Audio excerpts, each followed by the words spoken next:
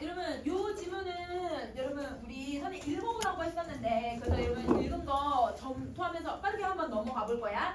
자, 여러분 요 지문은 여러분 21년 수능 완성에 나왔던 내용이었고 이게 여러분 그 다음에 있는 문제가 21년 수능에 나왔던 내용이야. 그래서 연계가 어떻게 됐는지를 이제 한번 살펴볼 거거든요.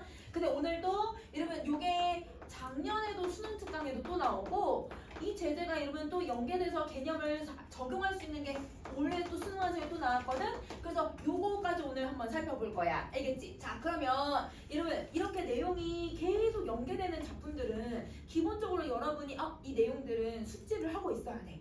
개념을 좀 공부를 하고 있어야 되거든. 자, 그러면 한번 정리 한번 해보자. 첫 번째 문단에서는 여러분 뭐에 대해서 얘기를 했냐면 경상수지에 대해서 이야기를 했는데 이 경상수지를 우리는 다른 말로 뭐라고 부를 거라고 얘기했냐면 대외거시경제라고 설명을 했어요. 그래서 대외 경제라고 해도 되고 그 다음에 거시경제라고 해도 상관은 없는 거야. 자, 그 다음에 여러분 이때 경상수지에 대한 개념을 설명을 하면서 여러분 지금 다 읽어봤으니까 경상수지라고 하는 건 어떻게 계산하는 거라고 여기 설명되어 있어 얘들아. 수출액에다가 수입액을 뗀다. 그렇지. 그러면 이렇게 얘들아 계산하는 식을 만들었을 때 경상수지는 여러분 나타나는 양상이 세 가지 양상이 나타난다고 했어. 자, 여러분 0보다 작거나 0보다 크거나 0이랑 똑같거나. 그럼 여러분 0보다 얘들아 작은 경우는 뭐라고 불렀어요? 적자. 그렇지. 그 다음에 0보다 큰 경우는 흑자. 그렇지. 그 다음에 똑같으면 균형. 그렇지. 그래서 여러분 이 경제의 양상이 여러분 균형을 맞추는지 아니면 흑자가 나는지 적자가 나는지를 설명을 하는데 근데 여러분 흑자가 물론 좋기는 하지만 여러분 이게 흑자가 계속된다고 해서 좋은 것도 아니고 적자가 얘들아 물론 나쁜 거긴 하지만 적자가 얘들아 그렇다고 계속된다고 해서 이거 나쁜 거는 아닐 수도 있어. 그러니까 긍정적인 측면도 있고 부정적인 측면들도 있는 건데 이걸 경상수지가 어떻게 계산이 되고 있는지를 쭉 설명을 해놓은 글인 거죠. 자, 근데 이것만 설명한 게 아니라 두 번째 문단에 얘들아 뭐에 대해서 설명을 했냐면 자, 여러분 두 번째 문단에서 얘들아 뭘 하자고 얘기를 했냐면 정부의 거시경제 정책 목표가 대내외 균형을 동시에 달성하는 것이라고 해보자. 이런 뭘 했냐면 가정을 했거든? 그러면 이게 얘들아 실현이 되는지 안 되는지를 지금 설명을 해보겠다라는 거야. 그럼 여러분도 여러분 지금 계속 여기서 설명하고 있는 정책들을 계속 읽으면서 무슨 생각을 했어야 했냐면 대외 균형을 맞췄는지 대내 균형을 맞췄는지 둘 다 맞췄는지 계속 생각하면서 지문을 읽었어야 했던 거야. 자, 그러면 제일 먼저 여러분 무슨 정책에 대해서 얘기를 했냐면 확장적 재정 정책에 대해서 얘기를 했죠. 자, 확장적 재정 정책을 설명을 했는데 여러분 지문 쭉 읽어봐서 알 거야. 어떤 내용들이 나왔냐면 뭐가 증가하니까 뭐도 커지고 뭐도 줄어들고 뭐는 얘들아 확장되고 뭐 이런 식으로 설명을 했단 말이야. 그러면 여러분 어떤 증가한다 감소한다 인과관계를 설명하면서 여러분 증가 감소 확대 혹은 여러분 늘어난다 줄어든다 이런 표현들이 들어가면 항상 반대의 개념도 있다라고 생각을 해줘야지. 왜냐면 누가 증가한다라는 건 감소될 수도 있다라는 뜻인 거잖아. 그러면 여러분 확장적 재정 정책의 반대 개념도 있다라는 거야. 그 용어가 문제 나왔죠? 뭐라고 나왔어요? 얘를 다른 말 긴축적. 그렇지. 그래서 여러분 얘는 긴축적 재정 정책이라고 해서 여러분 문제에 나와 있었어. 그러면 여러분 이제부터 여러분 경제 지문에서는 확장의 반대는 긴축이라고 생각하면 되는구나. 여러분 용어를 좀 기억을 하면 좋겠지. 자, 근데 여러분 확장적 재정 정책 같은 경우는 여러분 지금 효과가 두 가지 효과가 나올 거래. 두 가지 효과가 뭐하고 뭐가 나왔어 얘들아? 국민소득하고 순수출에 대해서 얘기를 했는데 자, 여러분 지금 국민소득이 얘들아 확장적 재정 정책에서는 어떻게 일어난다고 얘기를 했어요? 두 번째 문단에 두 번째 줄 나왔잖아. 국민소득 증가한대. 그치? 그러니까 이거 증가하니까 순수출은 어떻게 될 거래? 감소할 거래. 그러면 여러분 이 개념을 딱 보자마자 아까 선생님이 두 번째 문단에서 항상 뭘 고려해야 된다? 대내 균형을 맞췄는지 대외 균형을 맞췄는지를 생각해야 된다고 했잖아요. 그럼 여러분 국민소득이라고 하는 건 여러분 나라 안에서 국민들이 잘 사는지 못 사는지를 파악할 수 있는 거니까 이거는 여러분 대내 균형이라고 얘들아 1문단 첫 번째 줄에 나와 있었어. 그러면 얘는 여러분 대내 균형을 잘 맞춘 거야 못 맞춘 거야? 잘 맞춘 거야. 자, 근데 순수출이 떨어진대. 근데 여러분 순수출이라고 하는 개념은 여러분 뭐와 관련된 내용이었어? 경상수지와 관련된 개념이었잖아요. 근데 여러분 경상수지 같은 경우는 대내였어요, 대외였어요. 대외. 그러면 얘는 대외 균형을 맞춘 거예요, 못 맞춘 거예요? 못 맞췄다라고 바로 사용할 수 있는 거야. 그러면 확장적 재정 정책은 정부 목표에 맞춘 거예요, 못 맞춘 거예요? 못 맞췄다라고 하는 거를 여러분 바로 스케치하시고 그리고 나서 뒤에 내용들을 이해해 주시면 되는 거였어요. 자, 그러면 자 이것도 중요했고 그 다음에 확장적 재정 정책 읽으니까 얘들아 쭉 분과 과정 나왔었지. 뭐가 늘어나니까 뭐도 늘어나고, 그쵸? 자, 이런 내용들이 나올 때는 시험을 볼 때는 여러분 빠르게 읽는 게 맞죠? 왜냐면 내가 정확하게 이해하는 것도 중요하지만 빠르게도 읽는 것도 필요하니까. 근데 우리는 지금 이제 시험에서 좀 더 빠르게 읽기 위해서 정확하게 읽는 연습 기출 분석을 계속 하고 있는 거잖아. 그러면 여러분 이 기출 분석을 할 때 경제 지문에서는 자, 정부 지출이 늘어나니까 여러분 뭐 한다고 했어? 국민 소득이 늘어난다라고 얘기를 했어. 왜? 이거 여러분 생각할 수 있어야 돼. 어떻게? 이거 생각해야지. 스스로 생각할 수 있어야 돼. 왜냐면 여러분 이 수능 질문에서도 여러분 어떻게 해버렸냐면 그냥 건너뛰어서 얘들아 경제 관계를 설명을 해버렸거든요. 왜 그런 행위가 나타나고 있는지를 생각할 수 있어야 돼. 여러분 정부 지출이 늘어나면 왜 국민 소득이 늘어나? 왜 그래요? 근본 없어. 여러분 생각해야 돼. 그럼 예를 들어보자. 우리 여러분 저번에 채권 배웠었지. 채권에서 여러분 정부가 여러분 발행을 한다고 했죠. 채권을. 그러면 그 채권을 발행하면서 여러분 뭐 하려고 하냐면 그 돈으로 정부 사업을 하거나 사업을 한다고 했었죠. 그러면 정부 사업을 한다고 해서 만약 예를 들면 도로공사를 한다고 생각을 해보자. 그러면 정부는 여러분 도로를 새로 깔고 철도를 새로 깔고 이러는 과정에서 돈을 쓰는 거지. 그 쓰는 과정은 여러분 뭘 할 거냐면 그 철도를 만들거나 도로를 만들 때 인부가 필요하네. 그러면 인부들의 뭘 만들어주는 거야? 일자리 만들어주는 거야. 그러면 일자리가 늘어나니까 사람들이 돈을 벌잖아요. 국민소득 늘어나네요. 그리고 여러분 내가 도로공사하면서 혹은 철도공사하면서 여러분 내가 정부가 자재 같은 거 사겠죠. 그 자재를 사면 여러분 우리나라에서 여러분 그 자재를 파는 사람이 있을 거 아니야. 그 사람은 소득을 얻어내니까 그러니까 국민소득 늘어나네. 일자리도 늘어나고 사업이 진행이 되면서 여러분 이렇게 얘들아 그 국가에서 필요한 경제적인 것들이 얘들아 얘네들이 지출을 하면 할수록 국민들은 돈을 벌거나 일자리가 얻어지거나 물건을 파니까 소득이 얻어진다고 생각을 하는 거야. 무슨 말인지 이해됐어 얘들아? 자, 그러면 국민소득이 늘어나니까 뭐 한다고 했어 얘들아? 물가가 올라간다고 얘기를 했어. 그러면 얘들아 물가가 왜 올라갈지도 여러분 한번 생각을 해보자.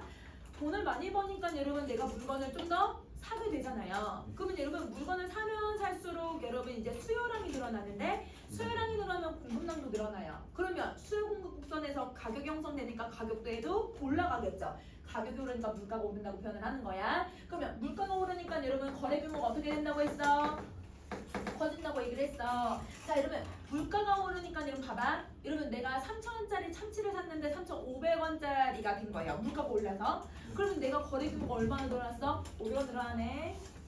그러면 만약에 얘들아 근데 우리가 짜잘하게 참치만 사는 게 아니잖아요. 자동차도 물가가 오르면 자동차도 사는 사람들은 여러분 더 비싸게 살 거고, 여러분 집 같은 것도 가격이 오르니까 집 같은 경우도 얘들아 금액이 올라갈 거고, 그러면 거래 규모가 점점 늘어나는 거야. 자, 거래 규모 늘어나니까 여러분 어떻게 한다고 했어? 화폐 수요량도 늘어난다라고 얘기를 했지. 그러면 화폐 수요가 늘어나니까 여러분 사람들이 거래량이 많아지고 여러분 돈을 많이 이제 쓰기 시작을 하니까 시중에 이제 화폐가 많이 도는구나 이렇게 생각해주면 되는 거야.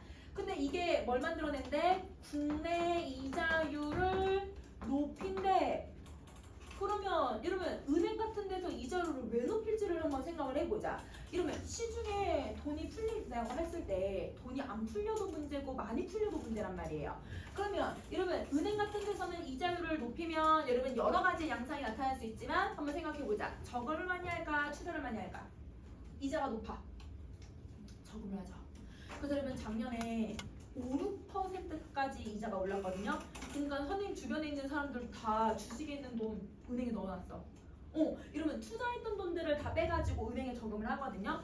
근데 만약에 이제 이자가 만약에 2% 이렇게 되면 사람들은 다 빼겠지. 주식 같은 거 하겠지. 그러면 이자율은 얘들아 높아지니까 사람들이 저금을 할 거고. 그 다음에 얘들아 대출도 생각을 해봐. 대출 같은 경우도 여러분 이자가 높으면 대출을 많이 받을까요? 적게 받을까요? 안 받죠. 왜냐면 이자를 많이 내야 되니까. 그러면 여러분 대출을 받으면 여러분 시중에 풀리는 돈들이 많아져요. 근데 대출을 안 받으면 여러분 돈이 많이 안 돌겠죠. 그런 것 때문에 얘들아 이자율을 의도적으로 높인다고 생각해 주시면 돼요. 그러면 이자율이 높아서 여기서는 저금을 한다, 투자를 한다 이런 얘기는 하진 않았지만 뭐와 관련돼서 설명했어? 외국 자본의 선생님 말봐 유입량에 대해서 얘기를 했거든. 자 여러분 외국 자본이 유입이 많아져야 높아져요? 많아져야 작아져요? 많아져요. 왜냐면 만약에 우리나라의 애들아 저금을 하면 2%의 저금을 할 거고 이자가 근데 여러분 미국에 어떤 여러분 은행에 저금을 하면 6%를 준다고 한번 해봐. 그러면 여러분 우리나라에 저금할래? 미국에 저금할래? 미국 그치 미국 채권을 사거나 아니면 미국에 저금을 하겠지. 그러면 우리나라 돈이 어디로 가는 거예요? 미국으로 가게 되는 거예요. 그러니까 이자율이 높으면 여러분 다른 나라에서 투자를 하는 거죠. 그러니까 쉽게 말하면 외화가 많아지는 거네. 증가하는 거네. 자 이렇게 되니까 여러분 누구에게 영향을 주냐면 환율에도 영향을 준대요. 그러면 여러분 환율에는 어떤 영향을 주냐면 환율이 얘들아 낮아진다라고 얘기를 하네. 근데 그걸 다른 말로 뭐라고 했어? 국내 화폐 가치가 평가 절상이 된다라고 얘기했어. 근데 여러분 항상 환율은 시도타기야. 시도 탄다는 거 하나가 내려가면 하나는 올라가고. 그러면 여러분 우리나라의 화폐 가치가 절상했다라고 올라갔다고 하면 상대방의 얘들아 화폐 가치는 어떻게 돼야 돼요? 평가 절하가 돼야 돼요. 항상 반대. 그래서 여러분 수능 지문에서는 여러분 그 평가 절상, 평가 절하 그게 누구가 되는지 주체를 정확히 물어보는 문제들이 나왔었어. 그래서 항상 반대 개념이라고 생각을 해주면 돼. 자 이렇게 되니까 여러분 무슨 일을 할때 수출은 여러분 이거는 줄어들고 수입은 늘어났대. 자 그러면 이것도 한번 생각을 해보자. 만약에 얘들아 이렇게 1,000원을 1달러로 바꿀 수 있다고 한다면 환율이 이럴 텐데 환율이 떨어졌어. 환율이 떨어지면 여러분 우리나라의 돈이 이렇게 줄어드는 거잖아요. 달러는 그대로인데 그러면 이렇게 되면 여러분 물건을 사는 사람의 입장에서 한번 생각을 해봐. 1달러짜리 물건을 살 때 1,000원만 지불해도 되거든요. 그런데 나중에는 얘들아 환율이 얘들아 내려가니까 어때 얘들아 1,000원 똑같은 1달러짜리 물건은 환율만 내려갔을 뿐인데 900원에 살 수 있네. 그러면 살 때 얘들아 이득을 본 거잖아요. 그러니까 여러분 사는 사람들이 많을까요 적을까요?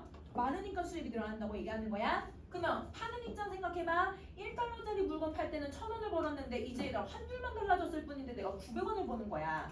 그러면 여러분 100원의 손해를 보는 거잖아요. 그러면 수출량이 당연히 늘어나요 줄어들어요? 줄어들 수밖에 없다라고 얘기를 하는 거야. 그러면 여러분 아까 앞에서 나왔으니까 얘는 뭐가 돼야 돼? 경상수지가 어느 방향 쪽으로 갈 거다? 적자의 방향 쪽으로 갈 거고 그걸 순수출이 줄어든다라고 본문에서 설명을 했지. 이렇게 생각해 주시면 돼요. 자 그러면 이렇게 순수출이 줄어드니까 적자의 방향이 나오니까 그 대외 균형을 맞출 수는 없고 대내 균형만 맞출 수 있다라고 설명을 하고 있는 거야.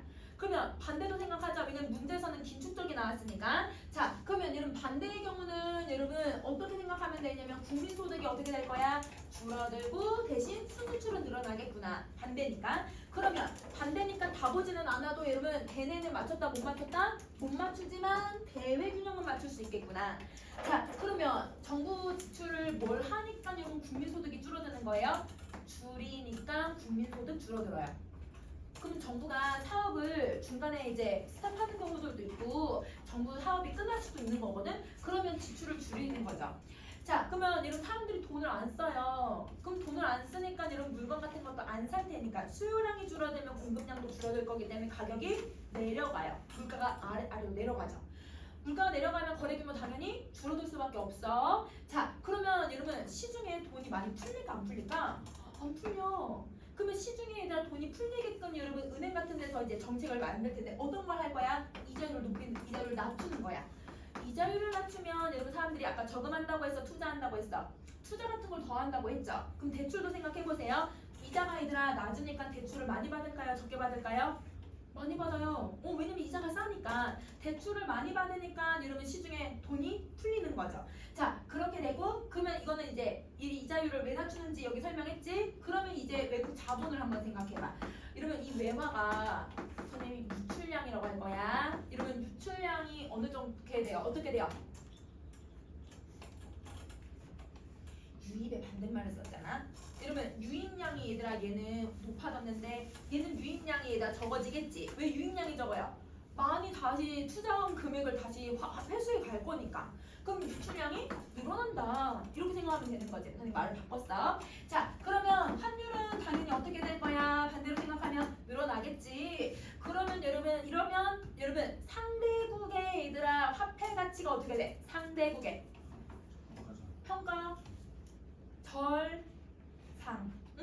우리가 평가 절하가 될 거니까. 이러면 상대국인지 우리나라인지 잘 구분해야 돼. 그래서 우리나라는 평가 절하고 상대국은 평가 절상. 자, 이렇게 되면 예를 들면 수출이 늘어나고 수입량은 줄어들 거야. 반대니까. 그러면 그 경우는 여러분 이렇게 생각하시면 되죠. 얘가 환율이 올라가는 거니까 물건을 사는 사람, 파는 사람 반대로 생각하면 이득이 생기고 손해를 보는 경우들이 생기니까 이 모습을 나타내겠지. 그러면 어느 방향으로 갈 거야? 흑자의 방향으로 가니까 그래서 얘는 순수출이 증가한다고 보는 거구나. 이렇게 생각하면 되는 거죠. 자, 그러면 여러분 이 두 가지의 내용을 다 정리를 해봤을 때 정부의 목표는 달성할 수 있어요? 없어요? 정부의 목표는 대내외 균형 다 맞추는 건데 그거 달성할 수 없어요. 이걸 써도 달성할 수 없고 이걸 써도 달성할 수가 없는 거죠. 그게 여러분 기업에 대한 내용이죠. 여러분 기업 보세요. 자, 대내 균형과 대외 균형은 어느 하나 목표로 하는 정책 수단을 사용을 하고 다른 하나의 불균형은 그 결과로서 받아들여야 되는 정책 딜레마에 빠지는 거예요. 왜? 대내를 맞추려고 해서 확정적으로 설정을 했더니 대외가 안 맞춰져. 그러면 여러분 대외를 맞추려고 긴축적 재정 정책을 사용했더니 여러분 대내가 안 맞춰져. 둘 중에 하나가 무조건 안 이루어지는 여러분 딜레마에 빠지게 되는 거죠. 그래서 대내외 균형을 동시에 달성하기 위해서는 순수출을 증가시킬 수 있는 정책이 추가적으로 더 필요한데 이 정책이 환율 정책이라고 설명을 하는 거야. 그러면 환율 정책을 여러분 어떻게 하냐면 여러분 불황이래. 지금 뭐가 균형이 안 맞춰진 거야? 불황은 여러분 지금 우리나라 안에서 경제가 원활하게 안 돌아간다는 뜻이잖아. 대내가 안 맞춰지는 거네. 경상수지 적자는 여러분 뭐가 안 맞춰지는 거야? 대외 균형이 안 맞춰지는 거네. 그러면 둘 다 얘들아 지금 불균형인 상태에서 둘 다 우리가 해소를 해야 되니까 확장적 재정 정책을 사용하면 여러분 뭐를 해소할 수 있어요? 대내를 해소할 수 있죠. 환율 인상 정책을 동시에 사용을 할 거예요. 여러분 항상 경제는 시간 순서에 여러분 차가 생기잖아요. 이거 하고 나서 며칠 있다가 바로 이렇게 되지 않잖아. 환율이 내려가지 않잖아. 그러니까 이렇게 되기 전에 이미 정부 지출을 올리는 동시에 뭐 돼버리는 거야? 환율도 인상해버리는 거야. 환율 인상하면 여러분 어떻게 돼 얘들아? 흑자로 돌아서니까. 그러면 얘는 환율 인상하면 뭘 맞출 수 있어? 대외 균형을 맞출 수 있네. 그래서 여러분 국민소득과 순수출을 동시에 모두 다 증가시킴으로써 균형을 만족할 수 있게끔 할 수 있다는 거야. 그러면 여러분 이 내용을 왜 얘기했는지 여러분 나지문을 다 읽은 친구들은 이제 이해가 되죠. 여러분 나에서 뭐라고 얘기를 했냐면 계속 정부의 자율성이 있다 없다에 대해서 얘기를 했거든. 그러면 여기서는 여러분 지금 정부가 여러분 정책을 선택하는데 지금 자율성이 있어 없어? 지금 여기서는 있죠. 왜냐면 확장적 재정 정책 말고도 환율 정책도 써도 되고 만약 환율 정책이라 쓰고 싶지 않으면 그냥 확장적만 써도 되는 거고 내가 선택해서 쓸 수 있다는 거야. 그러면 여러분 정부가 지금은 여러분 정책을 선택을 할 때 경제 변화를 만들어낼 때 자율성을 가지고서 이걸 선택할 수도 있고 이걸 선택할 수 있다고 얘기를 했어. 그런데 나지문에는 그게 안 나왔지. 자율성이 없는 거에 대해서 얘기를 했어요. 자, 그러면 여러분 지금 나지문을 이해하기 위한 개념 두 개 다 설명했어요. 그럼 이제 나지문으로 갑시다.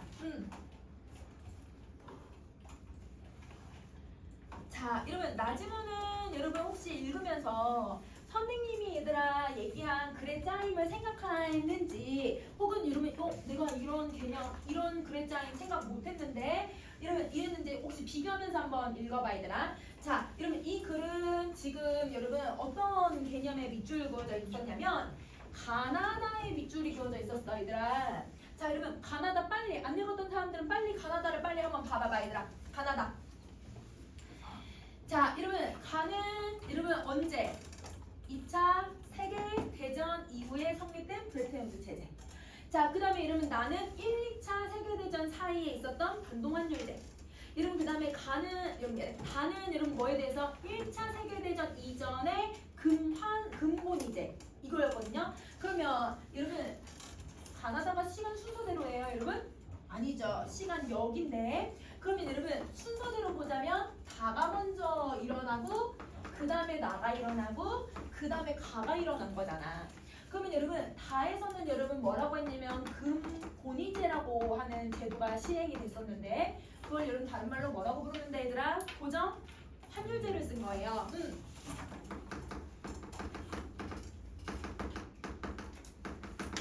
자, 근데 나지문 같은 경우는 여러분 뭐라고 했냐면 고정환율제가 아니라 무슨 거에?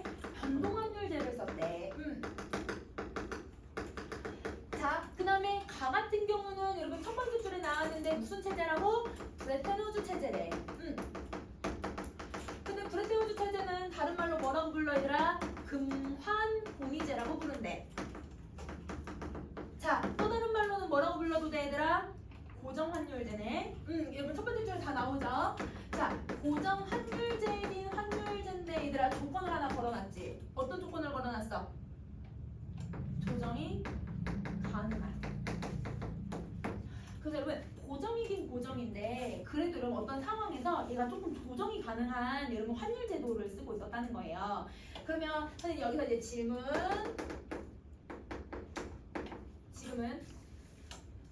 지금은 어떤 걸 쓰고 있을까? 여기 나온 단어로 설명하면 환율이 우리는 변해요, 안 변해요? 변하죠. 그래서 막 N고 막 이렇게 얘기하잖아요. 그러면 여러분 지금은 뭘 쓰고 있는 거예요? 변동환율제를 쓰는 거예요. 근데 뭔가 달라지긴 달라졌겠지, 그치? 자, 우선은 지금은 변동환율제랑 비슷하게 쓰고 있다고 생각하면 되는데 그럼 봐봐. 여기서 여러분 지금 뭐가 나왔냐면 시간 순서대로 나왔구나. 여기에 이걸 포커스 맞추는 게 아니라 뭘 하셔야 하냐면 가나다를 딱 읽고 나서 제도가 계속 바뀌네? 체제가 계속 바뀌고 있는 거네? 그러면 어떤 여러분 제도가 바뀌고 있다는 건 여러분 기존의 제도가 완벽하면 여러분 바꿔요?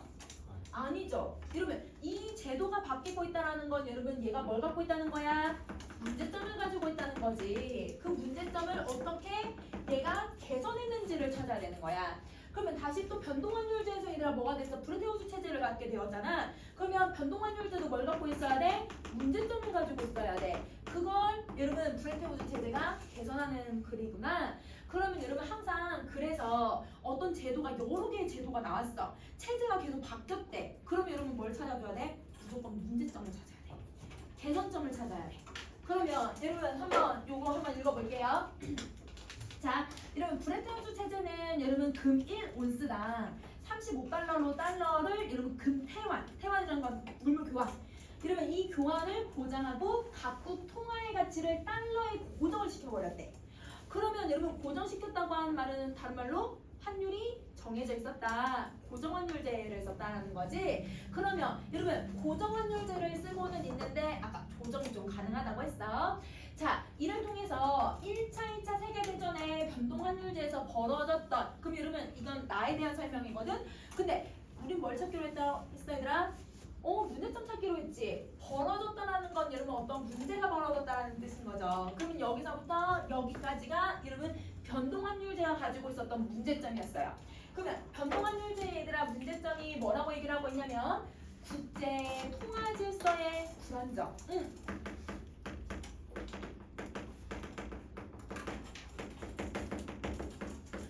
국제 통화 질서가 불안했었다는 거야. 그러면 여러분 이거를 여러분 무조건 얘는 개선을 하는 거잖아. 그러면 여러분 당연히 국제 통화 질서가 얘들아 이 브레튼 우즈 체제는 어떻다고 보면 돼?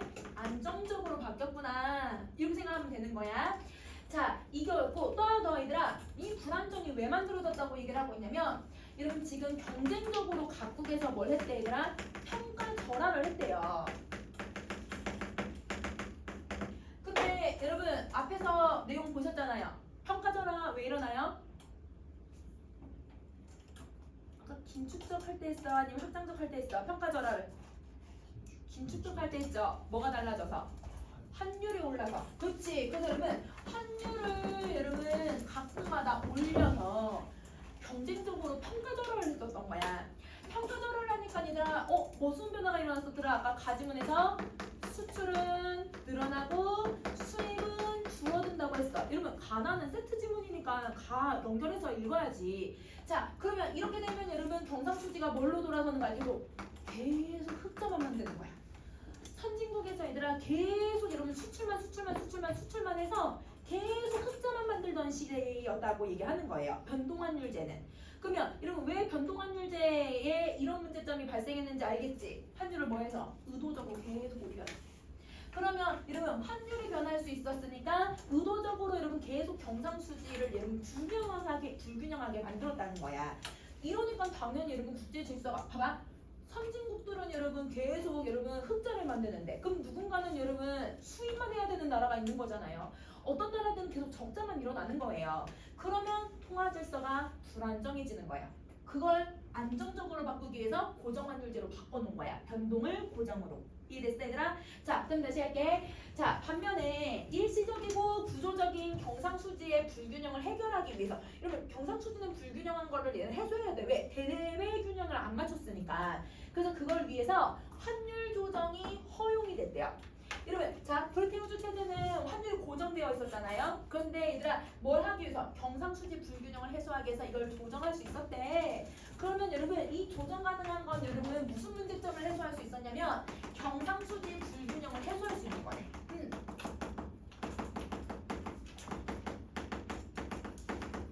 이렇게 되는 거야.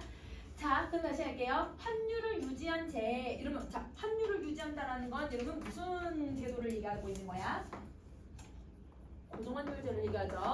여러분 고정환율 제도에서는 경상수지의 균형 회복을 위해서 모든 부담을 각국의 국내 경제가 지게 되는데 그거를 막기 위해서 조정을 할 수 있게끔 환율 인상을 하거나 내려가게끔 할 수 있었다는 거야. 그러면 여러분 여기서 고정환율제가 갖고 있는 문제점이 나왔네요. 고정환율제는 일단 환율이 변하지 않으니까 모든 부담을 누가 져야 되는 거야? 국가가 져야 되는 거야. 국내가 져야 되는 거야. 그러면 여기다 정리할 수 있지. 여러분 이때 얘도 고정환율제를 썼으니까 이 고정환율제의 얘들아 문제점은 여러분 환율이 유지되는 상황에서 여러분 모든 부담이 국내 경제가 져야 됐었다. 그러니까 여러분 국내 경제는 얘들아 너무너무 지금 불안한데 그냥 계속 경상수지만 맞춰지는 상황이라고 생각해주면 되는 거야. 자, 그 다음에 여러분 두 번째 문장 갈게요. 1차 세계대전 이전의 근본이제에서는 고정환율을 통해서 국제통화질서의 안정이 최고의 목표였대. 여러분 여기 나오네. 얘네들은 여러분 장점이 있어. 고정환율 제도를 쓰면 국제통화질서가 무조건 안정을 취할 수 있다는 거. 그래서 여러분 여기서 뭐라고 했어? 안정 취한다. 고정환율 제도는 무조건 안정을 취할 수 있는 거야. 자, 그런데 경상수지의 불균형은 전적으로 국내 가격의 변동으로만 해결해야 했었다. 자, 여러분 우리 아까 확장적 재정정책 했던 거 한번 생각해보세요. 확장적 재정정책 국내 소득을 계속 늘리면서 대내 균형을 맞췄잖아요. 근데 대외 균형 맞출 수 있었어 없었어? 없으니까 환율 인상 정책을 같이 써야 된다고 얘기했지. 근데 여러분 환율이 고정되어 있으니까 확장적 재정정책만 사용하든지 긴축적 재정정책만 써야 되는 거야. 환율로 얘들아 정책을 못 쓰는 거야. 그러니까 여러분 국내 가격의 변동만 국내에서 벌어지는 대내 균형으로만 얘네들을 조절을 해야 했었던 거였어요. 그래서 근본이제하에서는 통화 질서의 안정은 보장이 되지만 국내 통화 정책의 자율성이 존재하지 않는 거야.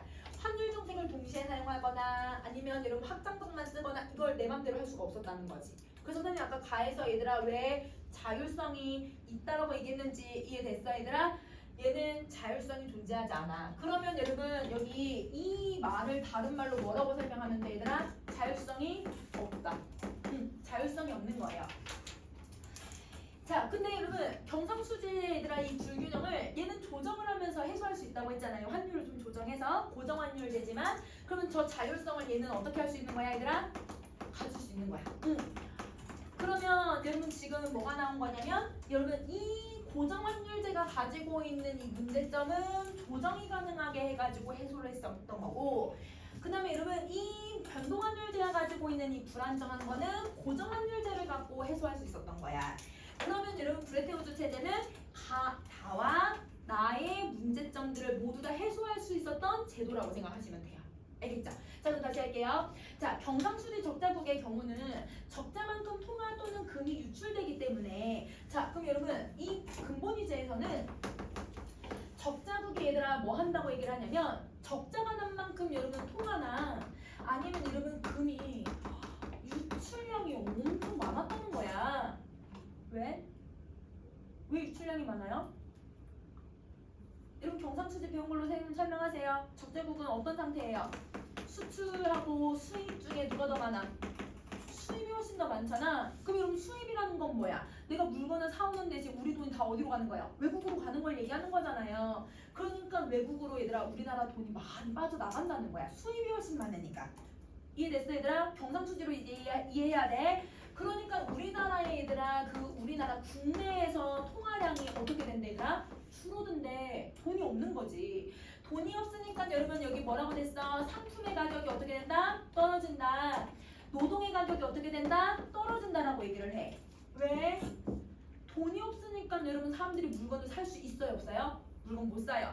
물건을 못 사면 수요량이 줄어드니까 공급량도 줄어들게 되죠. 그러면 가격이 어떻게 돼요? 떨어져요. 그러면 여러분 노동도 똑같아요. 노동도 수요 곡선하고 공급 곡선으로 만나서 이러면 임금이 만들어져요. 그러면 이러면 일할 사람들은 넘치는데 여러분 일할 자리가 없어. 그럼 여러분 사람들이 얘들아 어떻게 할 거야? 저 임금 싸게 받아도 되니까 일 시켜주세요. 그러니까 임금이 계속 내려가는 거예요. 이러면 여러분 문제점이 생기죠. 사람들이 돈을 국민소득이 늘어나지 않아요. 근데 여러분 이거의 장점을 설명했거든. 어떤 장점이냐면 가격 경쟁력이 있대. 여러분 왜 가격 경쟁력이 생기는지를 한번 생각을 해봐. 물건을 만들 때 얘들아 원가라는 게 있잖아. 그러면 여러분 원가가 싸면 당연히 얘들아 물건 가격도 쌀 거야. 그치? 근데 여러분 상품 원자재 가격도 싸요. 임금도 싸요. 그러면 원가가 얘들아 싸요 아니면 비싸져요? 싸요. 그러면 똑같은 품질이어도 여러분 가격이 싼 거 사요 아니면 비싼 거 사요? 우리 싼 거 사잖아요. 쿠팡 비교하고 가격 비교 다 하고. 그러니까 여러분 이게 여러분 가격이 여러분 훨씬 더 메리트가 생기다 보니까 수출을 했을 때 얘들아 훨씬 더 이득이 되는 거야. 이걸 많이 사니까 사람들이. 근데 여러분 우리나라 물건을 만들었는데 얘들아 싸. 그러니까 여러분 우리는 굳이 수입을 할 필요 없이 이 물건 그대로 쓰면 되는 거지.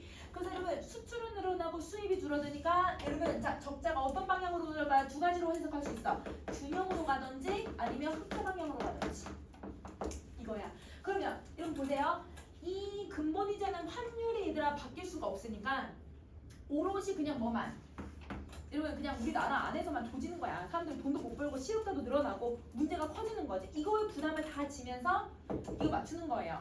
자 반대에도 설명했어요. 반대는 어떻게 설명했냐면 흑자국의 경우는 그럼 여러분 생략되어 있지만 여러분 해석을 해보면 수출이 훨씬 더 수입량보다 많아요. 그쵸? 그러면 이때 여러분 통화나 여러분 금의 유입량은 어떻게 돼야 돼요?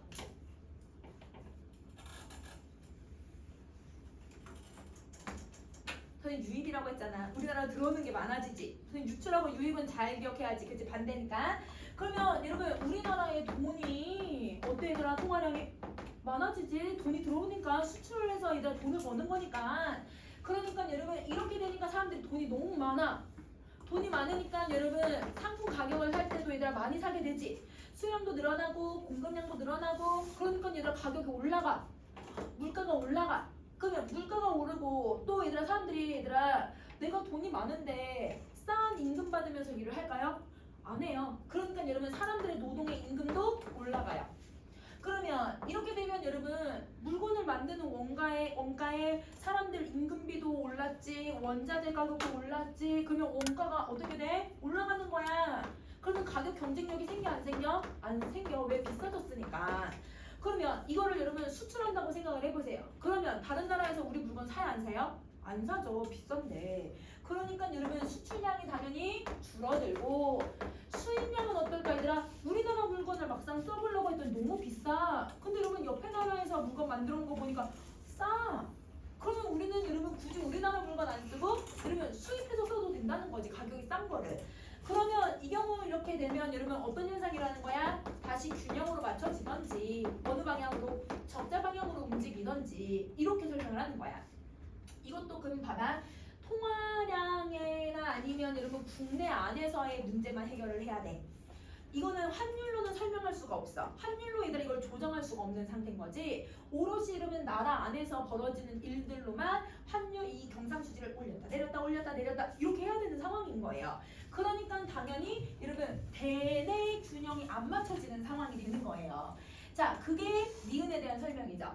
금본위제에서 고정환율제에서는 국내 경제를 관리하기 위한 통화정책의 자율성이 존재하지 않아요. 그냥 경상수지로만 그냥 맞춰지는 거예요. 그래서 이에 비해라고 했으니까 여러분 이 근본위제하고 얘의 유일한 차이점은 뭐야 얘들아? 이거거든? 똑같은 고정환율제를 쓰는데 요게 차이가 생기잖아. 여기 그럼 뭐가 생긴 거다? 자율성이 생긴 거야. 왜? 환율을 조금 올리고 내리고 이게 조정이 가능해졌으니까. 그래서 브레튼 우즈 체제는 국내 경제의 자율성도 얻어냈고 그래서 여기 자율성 동그란 표시되어 있지?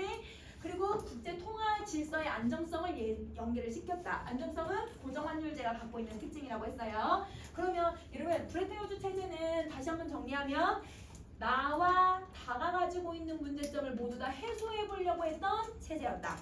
이렇게 생각하면 되는 거야. 알겠지? 자, 그러면 여러분 우리 그 다음 문단을 한번 보세요. 자, 여러분 이 브레튼 우즈의 체제에 또 다른 요소라는 말을 썼어. 그러면 자, 여러분 여기서 또 다른 요소가 요거가 또 다른 요소인데 그러면 브레튼 우즈 체제가 가지고 있는 첫 번째 요소가 뭐야? 바로 위에 나온 문장이죠. 이러면 바로 위에 브레튼 우즈 체제는 이걸 연계했다. 이게 요소 1, 이거는 요소 2. 이렇게 생각해야지. 자, 브레튼 우즈 협정에서는 포함된 이 국제 금융 질서는 국가 간의 자본 흐름을 통제하는 걸 목표로 했대요. 그럼 이걸 통제를 하니까 여러분 국제 금융 질서가 자유롭다, 비자유다. 비자유롭다라고 얘기를 하는 거야. 자유롭지 않다라는 뜻인 거잖아. 그러면 이때 자유롭지 않다라는 걸 아까 자율성이랑 다른 개념이라고 생각해야 돼. 이 자율성은 뭐에 대한 자율성이야 얘들아? 국내 경제에 대한 자율성이고 얘는 뭐에 대한 여러분 자유예요. 여러분 국제 금융 질서에 대한 자유를 얘기하는 거예요. 다른 종류예요. 자, 여러분 얘는 왜 국제 금융 질서가 얘들아 자유롭지 못하게 통제를 해야만 했을까? 자, 여러분 이 개별 국가들에게 자본의 유출입을 통제할 수 있는 권한을 주었대요. 브레튼 우즈 체제가.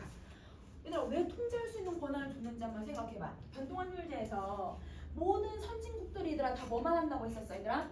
흑자만 만들었다고 했지. 그러면 얘네들은 얘들아 수입은 하진 않고 계속 뭐만 하는 거야? 계속 수출만 때리는 거야.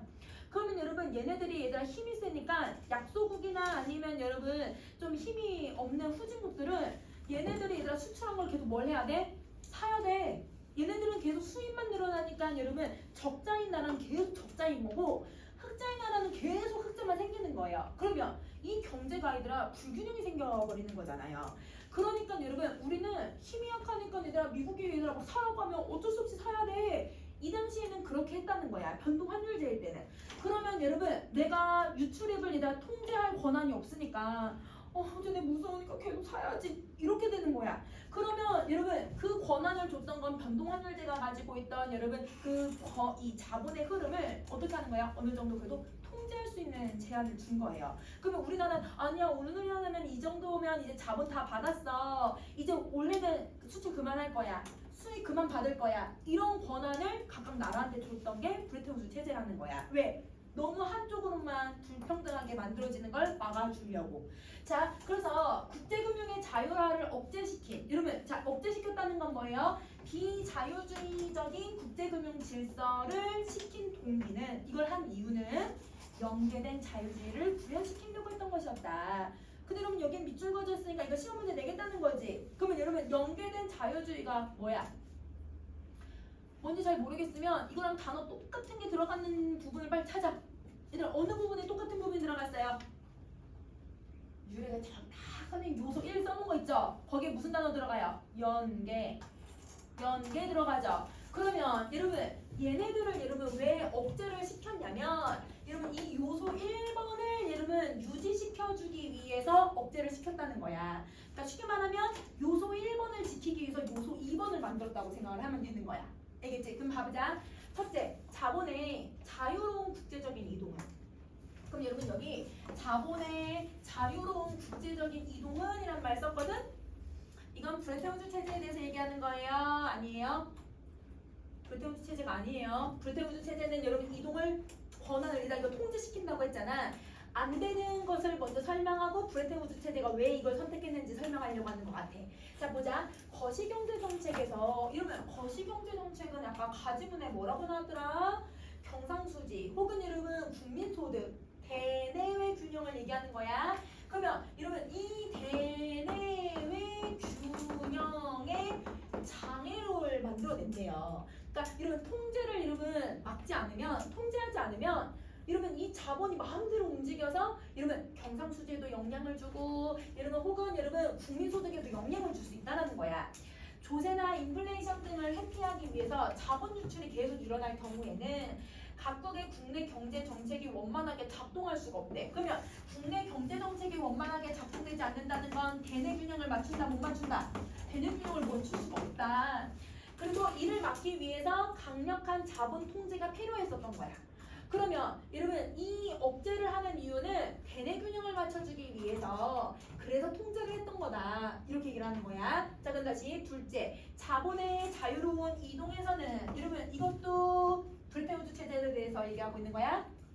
아니지. 여러분 자유로운 이동을 안 한다고 했으니까 이것도 브레톤 우주 체제가 아닌 걸 먼저 설명하고 그래서 왜 선택했는지를 설명하는 것 같아요. 국제 통화 질서의 안정과 이를 기반으로 한 자유무역 질서가 위협을 받을 수가 있대. 여러분 우리 고정환율제는 여러분 무조건 뭘 해야 된다고 했어요? 그 안정을 취해야 된다고 얘기를 했잖아. 그거에 위협을 가한대요. 그래서 대규모 자본이 빈번하게 이동하면 여러분 대규모의 자본이 빈번하게 이동한 게 언제예요? 저기서 변동환율제 때 다 뭐만 했어요? 사람들이 수출만 했잖아 얘들아. 그걸 얘기하는 거야. 변동환율제 때 얘들아 수많은 자본이 계속 왔다 갔다 하다 보니까 그래서 이런 환율 체제의 변동을 가지게 오게 되고 환율 얘들아 어떻게 했어? 당연히 계속 오르기만 하고 있고 그래서 각국의 얘들아 경상수지에 중대한 위협을 초래하게 되었고 그쵸? 어떤 나라는 흑자만 어떤 나라는 적자만 그러니까 여러분 경상수지에 위협을 초래해서 결국 보호주의의 그러니까 정치적인 압력을 가중시킬 거기 때문에 그러면 보호주의의 정치적인 압력이라는 건 문제점이 발생했으니까 그 문제를 억압하기 위해서 누군가가 얘들아 지금 들어가야 되는 상황인 거야. 그 억압을 해야 되는 상황이기 때문에 그러면 여러분 어떤 정부나 아니면 정치적으로 여러분 자율적으로 내가 얘들아 어떤 정책을 시행할 수 있어요 없어요? 없어요. 이렇게 해요. 그래서 국가 간의 자본 이동이 통제가 필요하게 된 거다. 문제점이 발생하니까 통제가 필요하다. 이게 브레톤 우주 체제의 요소인 거잖아. 그치? 그래서 고정환율제하고 독자적인 통화정책, 국가 간의 자유로운 자본 이동은 동시에 성립이 불가능하대요. 자, 그럼 보세요.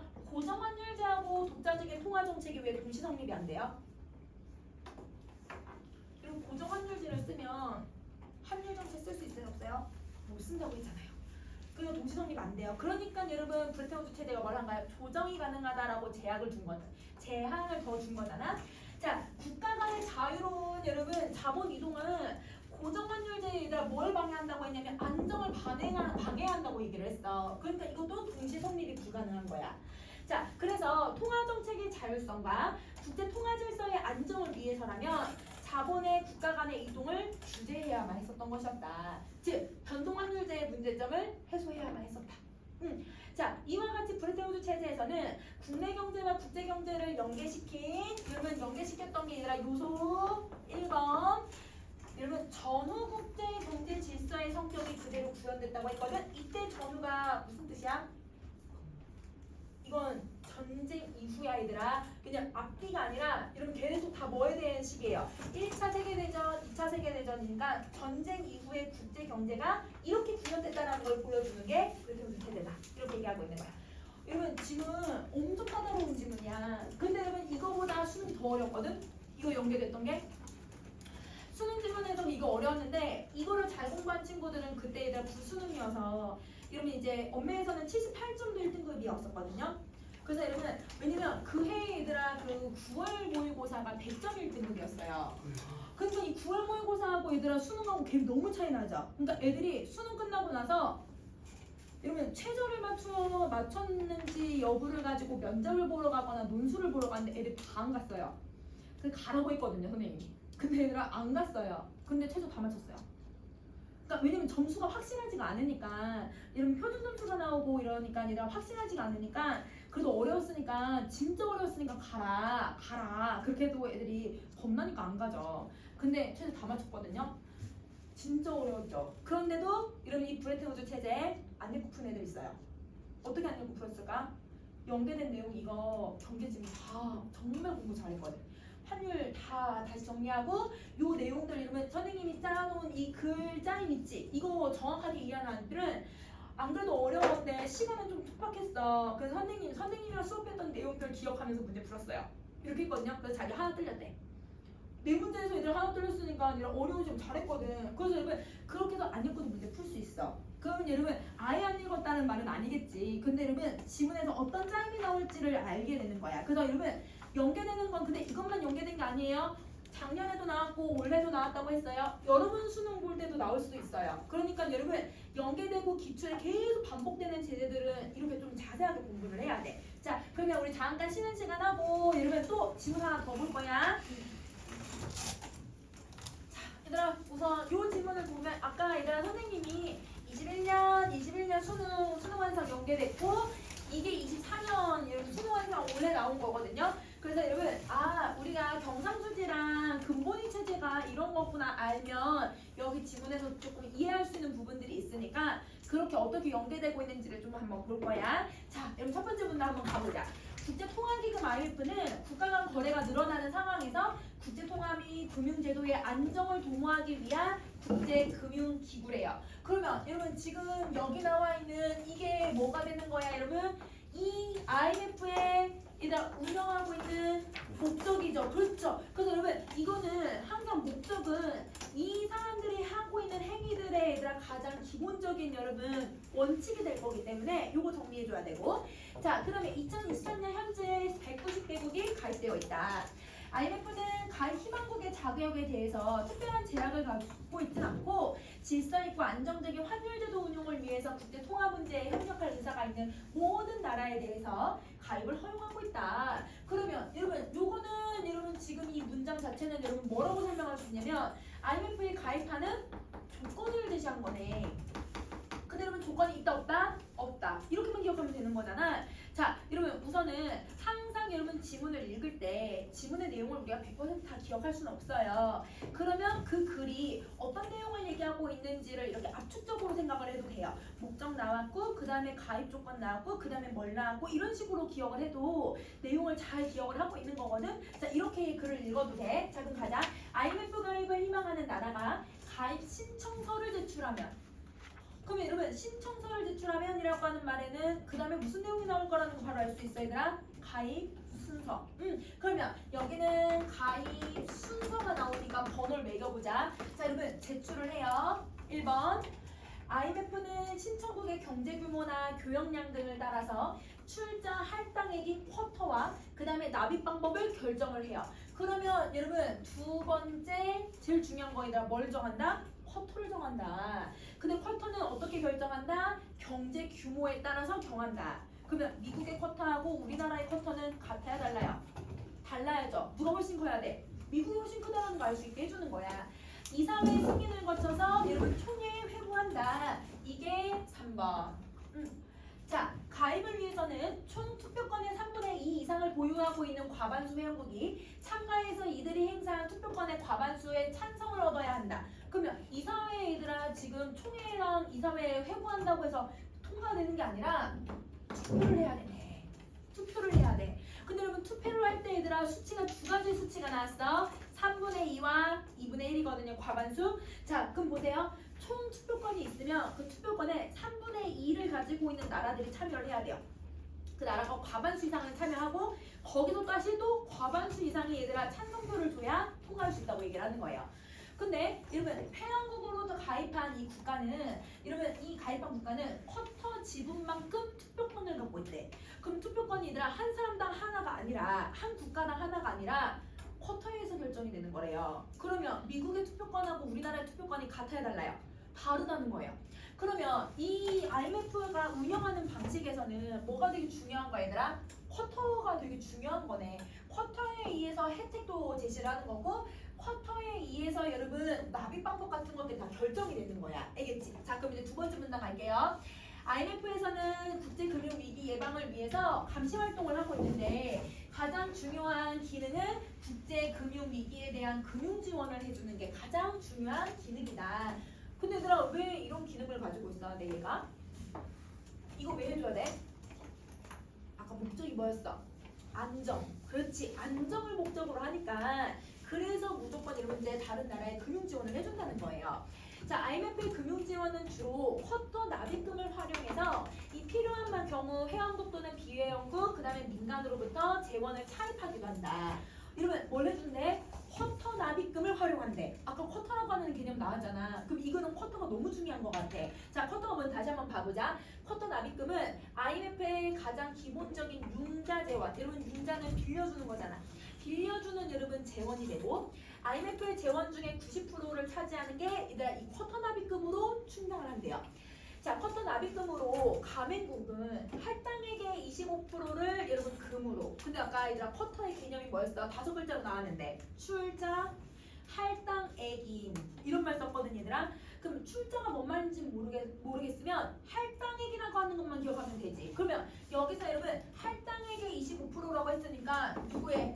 쿼터의 25%는 금으로 얘들아 가입할 때 IMF에다가 줘야 되는 거야. 그러면 그 쿼터의 나머지 75%는 자국 통화로 납입을 해야 했대요. 그러면 여러분 가입할 때 그냥 가입하는 게 아니네. 돈 주고 가입하는 거야.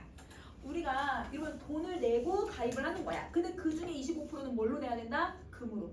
그 중에 75%는 여러분 자국 통화로. 근데 이 쿼터의 납입금이 얘들아 미국하고 우리나라가 동일하다 다르다? 다르다. 그렇지. 왜? 경제 규모에 따라서 쿼터가 달라지는 거니까. 미국은 더 많이 냈겠지. 자, 근데 여러분 여기에 어떤 서술 방식을 잘 보셔야 되냐면 내야 했다라는 표현을 썼거든. 그럼 여러분 다음에 나올 내용은 뭐가 나올까요? 바뀐 내용이 나와야 돼요. 왜냐면 이렇게 했다라는 과거 시제가 나왔다는 건 이제 그렇게 안 된다고 하는 거거든. 그러면 여러분 내야 했다라고 하는 변화가 이제 제시가 되는데 여러분 이런 어떤 제도나 규칙이나 아니면 선생님 체제가 바뀐다라고 하는 건 여러분 뭐가 있기 때문에 변한다고 얘기했어? 그만이잖아. 문제점. 그러면 여러분 여기서는 여러분이 이 문제점을 찾으셔야 했어요. 찾으셔야 해요. 한번 봐보자. 금으로 납입한 부분 여러분 아까 25%지. 25%는 여러분 골드 트랑슈라고 부르고 그래서 납입한 회원국이 특별한 조건 없이 인출을 할 수 있대. 그럼 만약에 우리나라가 얘들아 국가 위기를 겪고 있으면 돈을 빨리 갚아야 되는 상황이 오면 여러분 우리가 납입한 25%의 금을 인출해서 뺐어도 된다는 거예요. 왜? 우리가 납입한 거니까. 자, 근데 신용도가 떨어지는 회원국의 통화는 융자 재원으로 사용하기가 매우 어려웠대. 신용도가 떨어지니까 여러분 자국 통화를 쓸 수가 없는 거야. 자국 통화는 얼마나 넣어놨는데? 75%나 넣어놨거든 얘들아. 근데 왜 얘들아 신용도가 떨어져?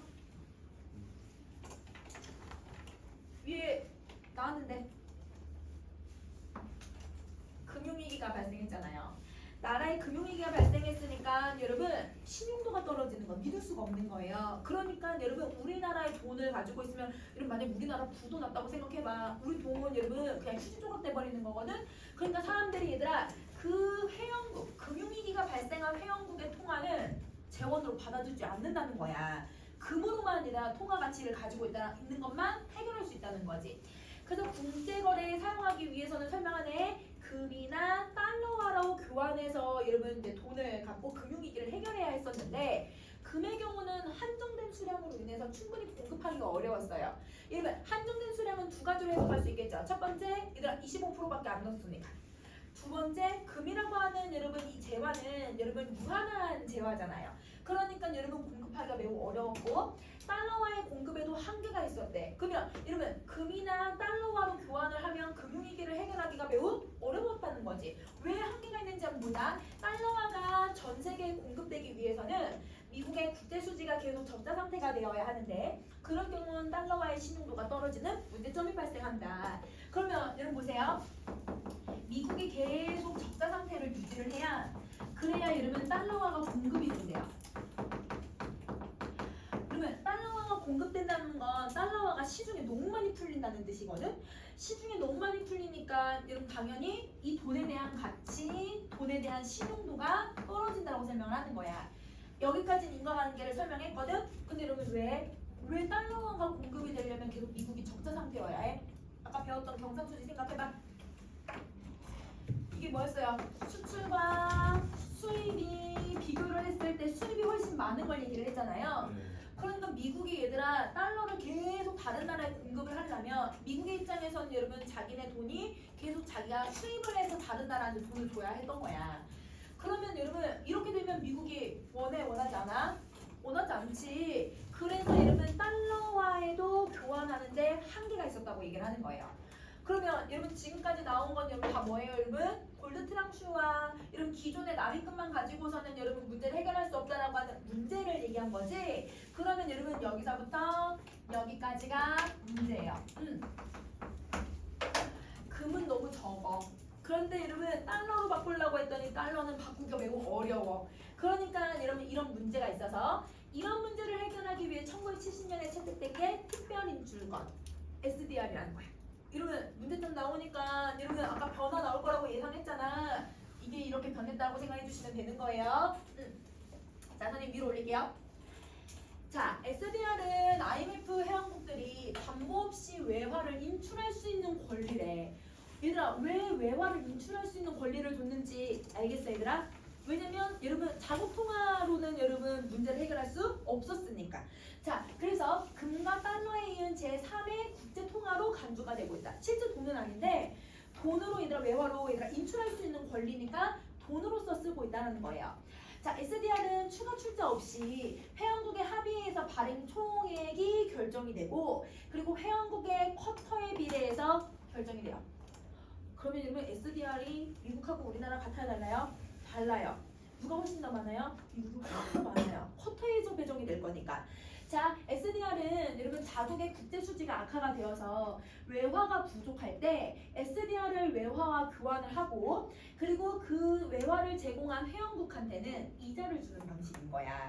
그러니까 여러분 우리가 외화가 갑자기 필요해. 그러면 달러로 바꿔야 되는데 달러로 바꾸기가 매우 어려우니까 그 나라의 얘들아 회원국에게 얘들아 그 사람들도 얘들아 납입금을 넣어놓은 게 있잖아. 그러니까 그걸 인출하겠다고 해서 얘기하고 대신 이자 줄게 이렇게 약속을 한 거예요. 자, 과거에는 금으로만 채웠던 골드 트랑슈는 금 본위제가 여러분 금 본위제가 뭐였더라 얘들아? 고정환율제였거든. 자, 여러분 이게 첫 번째 얘들아 그 제도였잖아요. 그 고정환율제에서는 여러분 뭐에 의해서 얘들아 환율이 결정되는 거냐면 금을 가지고 환율이 결정이 되는 거야. 그래서 골드 트랑슈는 금만 넣어놓은 거야. 금을 가지고 인출할 수 있다라고 계속 권리를 준 거죠. 근데 이게 해제가 되고 났으니까 금이나 달러와 이외에도 SDR로 채울 수 있게 되면서 그래서 여러분 리저브 트랑슈라고 하는 개념으로 바뀌게 되었다. 그러면 여러분 골드 트랑슈에서 뭘로 바뀐 거야? 요렇게 바뀐 거야. 그럼 이게 바뀐 여러분 이유는 아까 같이 위에 문제점 적어놨었지? 그 문제점 때문에 요걸로 바뀌었다. 자, SDR의 가치는 처음에는 달러와 등가로 결정이 됐대. 여러분 등가라는 건 뭐야? 어떤 여러분 비율이 정해있으면 1대1이든 2대1이든 딱 정해진 수치만큼 바꾼다는 걸 얘기하는 거잖아. 그러면 여러분 SDR은 이런 여러분 가치를 가지고 있었대요. 달러에 의해서 가치가 결정이 되는 거예요. 자, 그래서 이렇게 했지만 주요 선진국들이 변동환율제를 도입을 하면서 이렇게 고정환율제 이제 끝나고 지금은 여러분 뭘 해? 변동환율제를 하고 있잖아. 실제로도 여러분 근본이제가 끝나고 변동환율제에 들어갔었죠. 그럼 그 변동환율제를 도입하면서 달러의 가치의 변동성이 커지게 되었다. 근데 여러분 자, 이 말의 안에는 행간에 무슨 말이 들어가 있어 얘들아?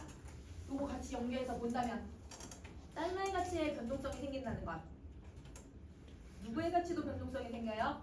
SDR의 가치도 변동성이 생기는 거죠. 그래서 여기에 숨겨져 있는 말은 SDR의 가치가 변동성이 생기더라. 근데 봐봐. 맨 처음엔 내가 얘들아 달러 만약 1대1로 바꾼다고 하면 1달러가 있으면 SDR 1 이렇게 했었는데 달러가 얘들아 환율이 막 바뀌면서 얘들아 달러의 가치 막 떨어졌어. 그럼 SDR의 가치도 막 떨어지잖아. 그럼 어떤 사람은 여러분 가치가 높을 때 산 사람도 바꿀 사람도 있었을 거고 가치가 떨어졌을 때 바꿀 사람도 있으니까 이게 공평하지 않잖아요. 그러니까 여러분 항상 변동성이 생긴다는 건 뭘 해요? 불안한 걸 만들어내는 거예요. 그래서 아까 변동환율이 되는 여러분 국제 통화 질서가 어떻게 됐었다? 불안정한 문제가 생긴다고 했었지. 불안정해지는 거야. 그러면 이러면 아까 얘들아 IMF의 가장 큰 목적은 뭐라고 했어? 안정하지 않죠. 그래서 체제를 바꾸는 거예요. 그래서 74년에 SDR의 가치를 세계 교역에서 1% 이상 차지하는 상위 16개국의 통화 시세를 가중치를 곱해서 산정하는 통화 바스켓 방식으로 바꿨던 거예요. 그러면 이러면 요거를 얘들아 지금 이렇게 얘에서 이걸로 바꾼 거거든? 그럼 이걸 바꿨을 때 얘들아 어떤 문제점이 개선이 돼야 돼요? 불안정한 걸, 그렇지 안정한 걸로 바꿀 수 있어야 되는 거야. 자 어떻게 바꿨는지 보자. 이렇게 하면 통화 바스켓 통화 중에 어느 하나의 통화가 상대적 가치가 저하가 되더라도 다른 통화는 지금 항상 환율은 어때? 이렇게 얘들아 시선가 올라가는 내려가는 애가 있는 거잖아. 하나가 저하가 되면 다른 하나는 올라갈 거기 때문에 서로 이걸 합쳐서 계산을 하면 그 상쇄되기 때문에 안정적으로 가치를 유지할 수 있다는 장점이 생긴 거예요. 그래서 여러분 통화 바스켓 방식은 여러분 얘가 가지고 있는 불안한 걸 해소할 수 있는 방법이었던 거죠. 자 근데 장점 있다고 해놓고는 하지만 했어. 그럼 뒤에는 뭐가 나와야 되더라? 단점 나와야지. 그럼 여러분 단점이라는 건 쉽게 말하면 문제점이기도 하잖아요. 문제점이 또 나온다는 건 여러분 통화 바스켓 방식에서도 또 다른 방식으로 또 바뀔 수 있다는 거야. 봐보자. 구성 통화가 너무 많아서 계산하기가 너무 복잡해지는 거야. 그래서 표준 통화 바스켓으로 1980년에 바꿔버린 거예요. 뭐를? 여러분 미국, 영국, 프랑스, 독일, 일본 5개국의 나라의 돈만 가지고서. 그래서 표준 통화 바스켓으로 바뀌었네. 계산하기 쉬운 걸로. 자 그러면 여러분 여기서 질문. 여러분 리저브 트랑스에서 여러분 통화 바스켓 방식으로 그리고 표준 통화 바스켓으로 바뀐 거예요. 리저브 트랑스에서 요걸로 이렇게 바뀐 거예요? 아니죠. 리저브 트랑스는 여러분 금, 달러, SDR로 채울 수 있는 걸 트랑스라고 얘기하는 거고 그 안에서 SDR이 요렇게 바뀌었다고 생각을 해야지. 그래서 여러분 SDR이 바뀌는 방식인 거야. 자, 99년에는 여러분 이제 유로화가 도입이 되었고 2016년에는 얘들아 이제 중국이 강대국이 되면서 여러분 위안화가 표준 통화 바스켓에 들어오게 되었고 현재는 달러, 유로화, 위안화, 엔화, 파운드와 순의 비율로 구성이 되어 있다. 그러면 여러분 계속 시기마다 바꿨다고 얘기를 하고 있는 거네. 그러면 여러분 세 번째 문단의 얘들아 서술 방식을 그러면 이제 정리 한번 해보자. 세 번째 문단의 서술 방식은 여러분 우선 크게 두 가지라고 봐도 되는데 SDR이나 아니면 여러분 골드 트랑스 이 트랑스에 대한 내용들이 얘들아 어떻게 바뀌었는지에 대한 변천 과정이라고 보셔도 되고 여러분 1970년, 74년, 여러분 80년, 99년, 16년 여러분 계속 시간 순서대로 제시하잖아요. 그럼 여러분 독서에서는 여러분 시간 순서대로 변하는 걸 여러분 무슨 관점이라고 해요? 통시적. 그렇지. 여러분 통시적 관점이라고 해.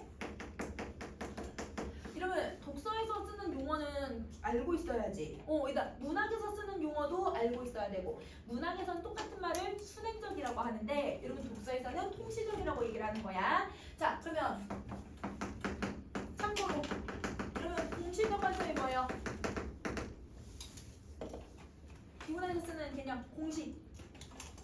뭔가 시간 나왔으니까 공간이겠지? 공간. 여러분 시간 나왔으니까 공간인데 얘는 공간인데 일단 제약 조건이 있어. 동시간대의 공간별 서술이에요.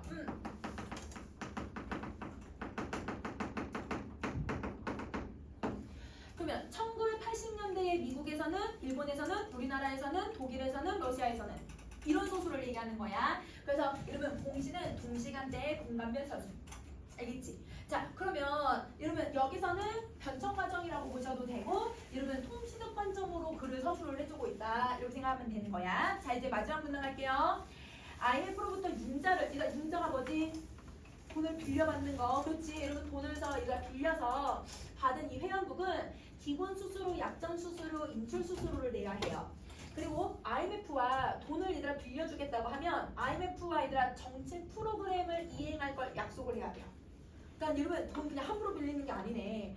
그래서 이걸 신용 공여 조건이라고 한대. 신용 공여 조건은 IMF의 융자금이 수혜국의 문제 해결을 위해서 제대로 쓰이고 있는지 확인하는 점검이고, 그다음에 수혜국이 뭐야? 받는 나라. 뭘 받아? 융자금을 받는 나라. 그렇지? 그러니까 쉽게 말하면 국가 위기가 발생한 나라를 얘기하는 거지. 그래서 여러분 이 프로그램이 효과적으로 작동하는지를 모니터링하는 것이다.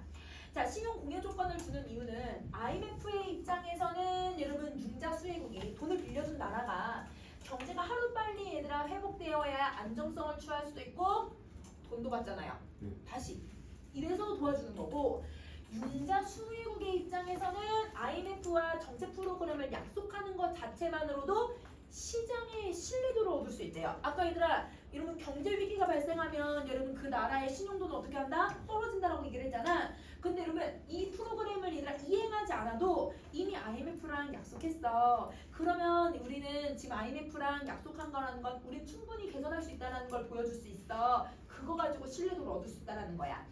자, 그러면 여러분 이 신용 공여 조건은 IMF만 좋으라고 하는 게 아니네요. 그러면 그 융자 수혜국에게도 긍정적인 측면이 있으니까 시행을 하고 있다고 생각하시면 돼요. 근데 그러나 그럼 여러분 이거는 여러분 좋은 점에 대해서 얘기를 했으니까 사실 장점이잖아. 신용 공여 조건의 장점 나왔는데 그러나 나왔으니까 이제 뭐가 나와야 돼? 단점이 있는 거예요. 자, 어떤 단점이 있냐면 신용 공여 조건이 각국의 경제적 기초 여건을 고려하지 않는 문제들로 인해서 2008년의 글로벌 금융위기 이후에 이에 대한 개선 논의가 있었다는 거야. 그러니까 여러분 이 나라가 그러니까 IMF가 모든 나라의 경제 실정을 다 알고 있는 게 아니잖아요. 그러니까 그냥 아무런 조건을 그냥 막 내가지고 그걸 이행하냐 못하냐 이것만 보고 있는 거니까 경제적인 기초 여건을 고려하지 않는다는 거야.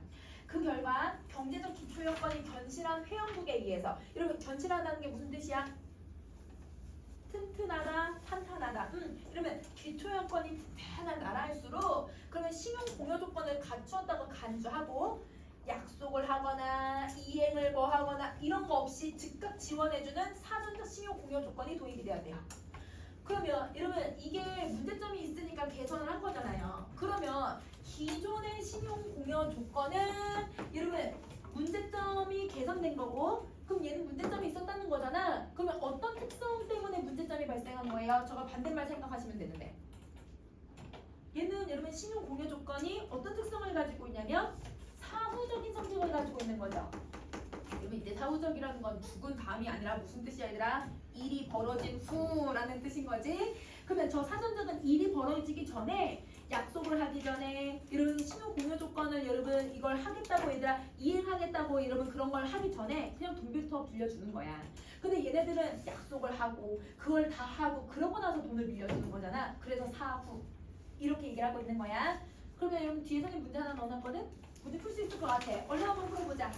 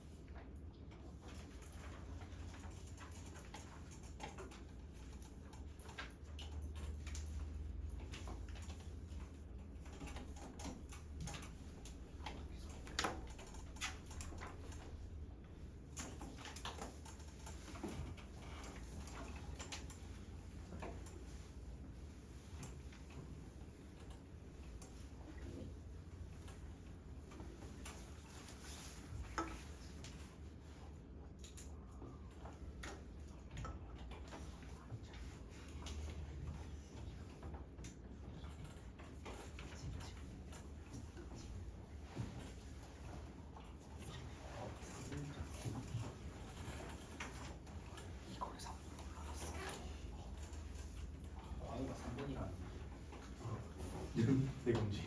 근무 기술금 써보는 레전드. 근무 기술. 근무 진짜. 근무 역사 시간 노자고. 자, 여러분 봐봐. 여러분 보세요. 여러분, 자, 90년대에 아시아로 얘들아 뭐가 많이 들어온 거야? 외국 자본이 엄청 들어온 거야. 근데 아시아에 누구도 포함돼? 우리나라도 포함되고 있잖아요. 그러면 여러분 우리나라의 실정을 한번 생각을 해보면 90년대 우리나라는 여러분 뭐가 많은 상태야 얘들아?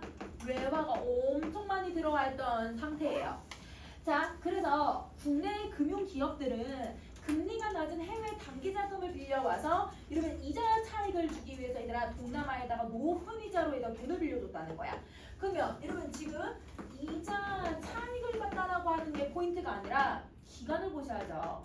단기로 빌려와서는 어떻게 빌려줬다? 장기로 빌려줬다는 거야.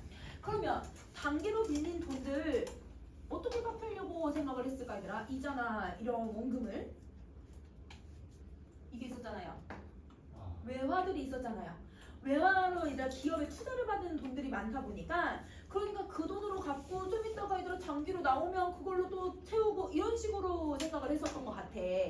그런데 여러분 갑자기 97년에 얘들아 미국이 얘들아 뭘 해버렸대 얘들아 고금리 얘들아 금리를 인상을 시켜버렸대.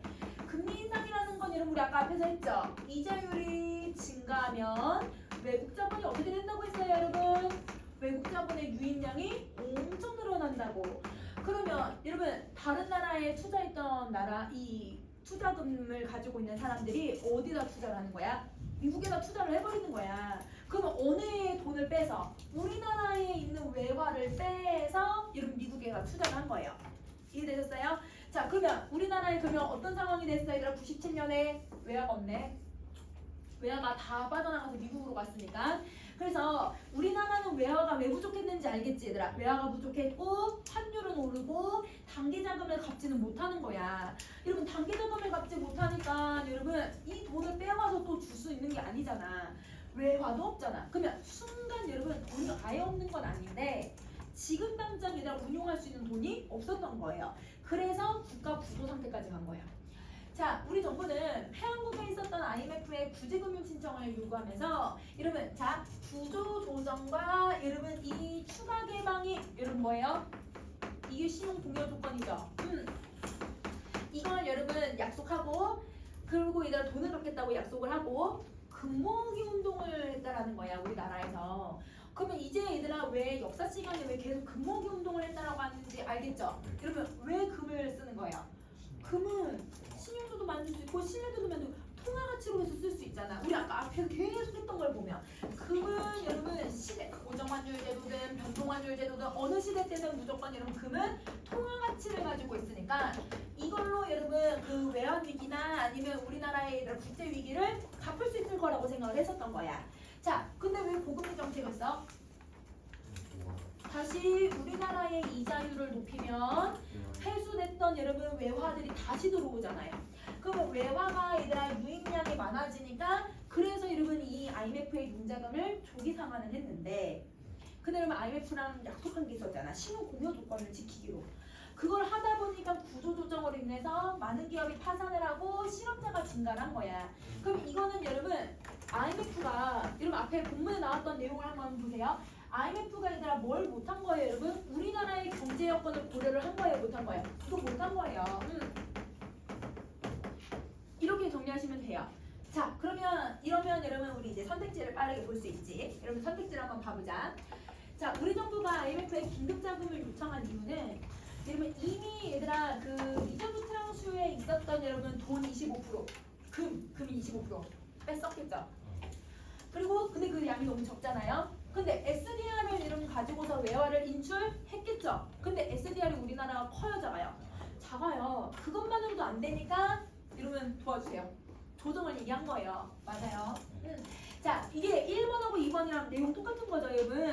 만약에 SDR이 많았더라면 구조조정이다. 얘들아 도와달라고 얘들아 얘기할 필요가 없는 거야. 자 외환위기 상황에서 우리 국민들이 금모으기 운동을 했던 거 이러면 통화가 부족하니까 금으로 메꾸려고 했었던 거잖아요. 맞죠? 자 그럼 4번 이러면 우리나라가 만약에 단기자금 상환 압력을 받았을 때 IMF에 납부한 쿼터나 합의품 중에 원화로 받을 수 있는 게 몇 프로였지 얘들아? 75%가 꽤 큰 돈이거든 얘들아. 그 돈을 돌려받을 수 있었더라면 구대금융 신청을 늦췄을 수 있었을 것이다. 자, 그러면 이게 이제 원화야 원화. 근데 여러분 아까 뭐 한다고 했냐면 금이나 달러로 바꿔야 되는데 신용도가 낮으니까 달러로도 바꿀 수가 없다고 얘기를 했어. 그러면 여러분 원화를 만약에 달러로 만약에 운 좋게 바꾼다고 하더라도 시간이 너무 오래 걸려요. 그러면 구제금융 신청을 늦추면 돼요 안 돼요? 안 되죠. 빨리 해야 돼요. 그러니까 여러분 4번 적절하지 않은 거야. 알겠지? 자 5번 갈게. 여러분 신용 공여 조건들이 얘들아 국민들에게 뭘 준 거야? 실업자 만들었지. 얘들아 기업 파산해버렸지. 문제점 나올 수 있어. 경제 여건을 고려하지 않는 문제점이라는 거지. 이 고통이라는 게. 답 4번이에요. 알겠죠? 오케이. 자 그러면 여러분 우리 어딜 가냐면 여러분 51쪽을 갑시다. 51쪽.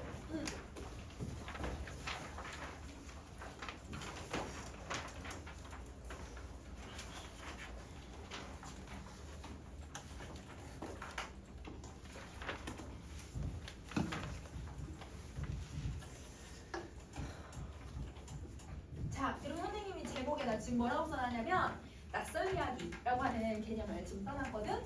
자, 그러면 낯설 이야기라고 하는 애는요. 여러분 1930년대에 얘들아 이제 미국, 러시아 지금 소련에서부터 나왔던 여러분 그 문학 개념어이긴 한데 이게 얘들아 30년대에 유행했던 게 아니라 여러분 이제 요즘 시, 요즘 소설에 많이 쓰는 기법 중에 하나야. 그러면 여러분 낯선 이야기가 아니라 시에 쓰이면 여러분 그렇게 어렵진 않거든. 어차피 시에서는 상징성 자꾸 뭐 이렇게 찾으니까. 근데 이게 소설에 쓰이면 엄청 애매하고 모호하고 난해한 소설이 돼버려요. 그러면 자, 왜 난해한 소설이 되냐면 이 낯설 이야기는 여러분 일상적인 걸 여러분 의도적으로 뒤틀어서 비일상적인 걸로 만들어버리거든요. 그러면 여러분 실제 시에서 어떤 식으로 쓰였었냐면 이사악양이라고 하는 작품이 있는데 거기서 여러분 비린내가 나와요. 고등어 비린내. 그럼 고등어 비린내는 우리가 얘들아 오감각 중에서 얘들아 어떤 이미지로 일상적으로 느끼는 거야? 냄새지, 후각이지. 근데 여러분 비린내가 보인다고 표현해. 그러면 우리는 여러분 후각이 아니라 다른 이미지로 표현을 해버리잖아. 그런 경우들은 여러분 낯설 이야기의 일환이라고 생각하시면 되거든요. 근데 여러분 시에서는 여러분 공간감적 이미지도 있고 그 다음에 얘들아 뭐냐면 이런 주관적 변형 같은 이런 표현들도 있으니까 낯설 이야기가 그렇게 어렵진 않아. 그런데 이게 얘들아 소설로 들어가면 소설은 여러분 우리가 일상에서 경험했던 걸 갈등을 풀어내고 있는 소설이 이게 갈래잖아요. 거기에 얘들아 이상한 내용들이 들어가요.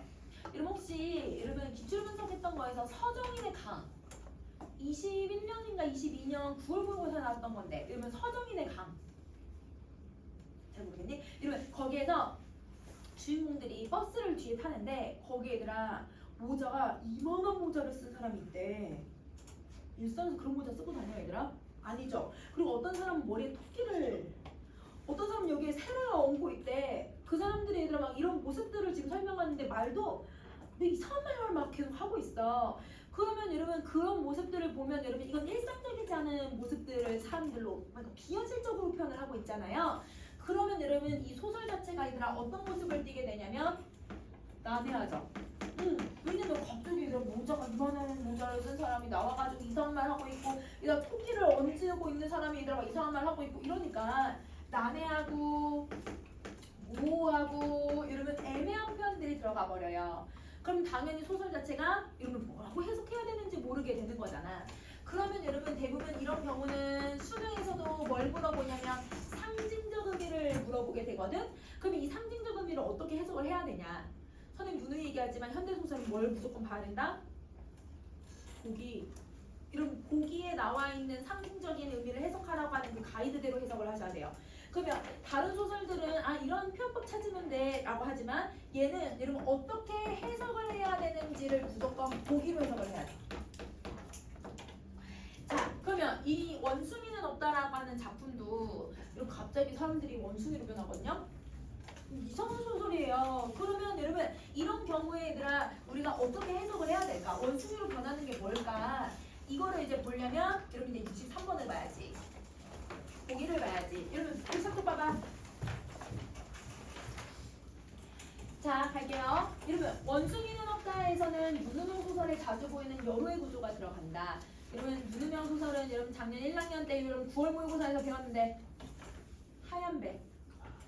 뭔지 알겠어요? 이러면 시험 보면 뭐 이거 산에 가가지고 이거 나무 밑에서 어떤 여자 보고 얘들아 외국 가는 거.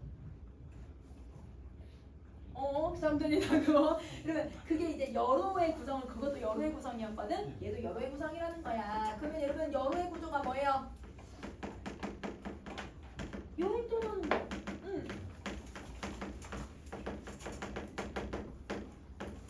자 여행을 떠나는 구조를 얘기하는데 그러면 이 여로 구성은 기본적으로 여러분 뭐의 변화를 전제할 수밖에 없어? 공간의 변화. 이거를 무조건 전제하고 있어야 돼. 자, 그럼 해석해보자. 여로의 구조는 텍스트 안에서 인물들이 머물렀던 곳을 떠나서 다른 장소로 이동하는 구조를 말하는데 그러면 여러분 여기서 머물렀던 곳을 떠났다고 했으니까 이 머물렀던 곳이 바로 뭐가 되냐면 출발지가 돼야 된다고 생각하면 되죠.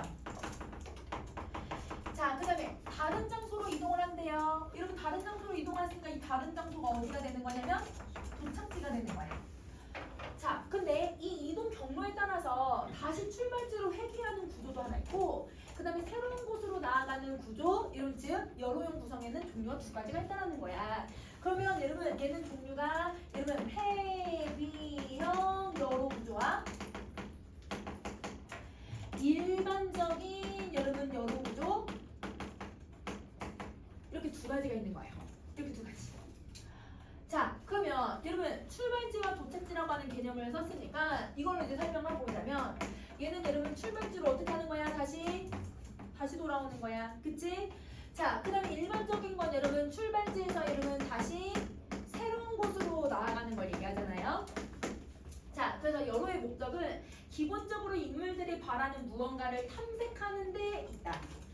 탐색은 기본적으로 결핍에서 비롯이 된대요.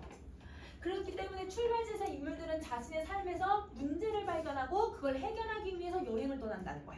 그러면 여러분 결핍이라고 하는 이미지는 어디서만 만들어져야 돼? 출발지에서 만들어져야 되는 거네.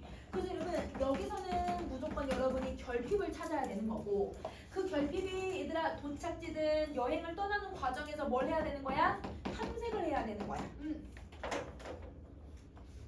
근데 여러분 봐봐. 새로운 곳에 도착했다는 건 탐색에 성공할 가능성이 크다라고 생각하면 되지만 얘는 다시 원래 원점으로 돌아오는 거잖아요.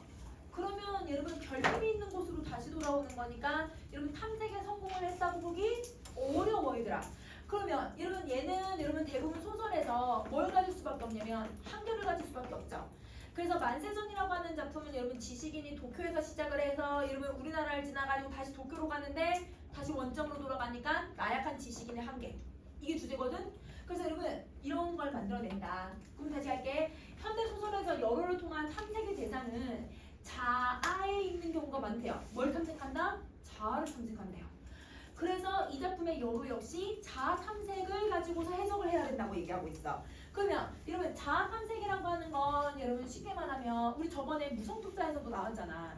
계속 이런 기출에서는 이 자아에 대해서 물어보고 싶은 거야. 그러면 쉽게 말하면 아까 내가 원숭이로 변했다, 원숭이가 없다, 여로형 구성은 모조리 뭘로 해석해야 된다? 내면으로만 해석해야 된다는 뜻이야. 그러면 내면에 대해서 이야기를 하니까 무슨 내용이 얘들아 전제돼야 돼? 무슨 태도가? 선처예요. 우리 정리 시간에 했잖아. 그치? 그래서 요걸 내용을 한번 정리 한번 해볼게요. 자, 본문 갑시다.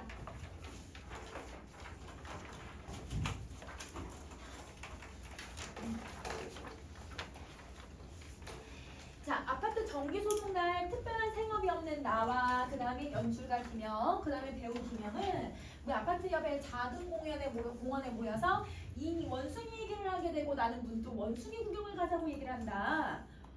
여러분 잘 생각해봐. 성인 남자 3명이 대낮에 얘들아 원숭이 구경 가자고 하는 거야. 이게 일상적인 거야 얘들아. 일상적이지 않은 설정을 해놓는 거야. 그러면 자 원숭이를 구경하러 가자고 했으니까 이게 얘들아 바로 뭐가 돼야 돼? 여로지. 왜냐면 아파트에서 어디로 가는 거니까? 원숭이 보러 가는 거니까. 그러면 여로 구조가 들어가니까 여러분 원숭이를 여러분 구경하는 게 바로 얘들아 여로가 뭘 찾는 거라고? 자아 탐색이라고 했잖아. 그러면 이제부터 얘들아 원숭이를 구경하고 원숭이를 찾아 나서는 게 얘들아 자 탐색이 되는 거예요. 그러면 원숭이라고 하는 이 모호한 표현들은 상징적인 의미는 여러분이 무조건 이제 다 내면으로만 해석을 하셔야 되는 거예요. 자, 그리고 또 여러분 여기서 출발지가 어디야?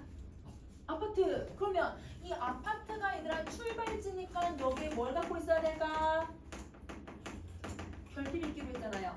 근데 결핍이 이미 나온 것 같은데 특별한 생업이 없대요. 그러면 여러분 뭔가 여러분 백수처럼 생활을 하면서 뭔가 만족스러운 삶을 못 살고 있는 상황이겠죠. 자, 그럼 갈게요. 자, 어서 가자고요. 장에 가면 원숭이가 있다고.